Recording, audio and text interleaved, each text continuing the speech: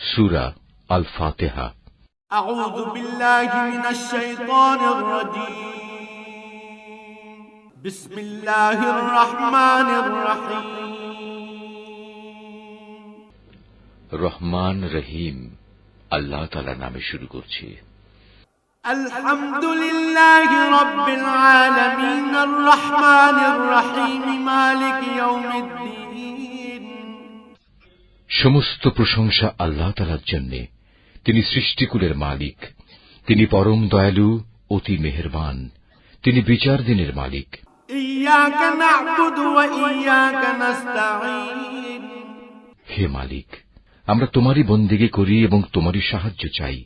ইহদিনাস সিরাতাল মুস্তাকিম সিরাতাল্লাযীনা আন'আমতা আলাইহিম গায়রিল মাগদুবি আলাইহিম ওয়ালাদ-দাল্লিন।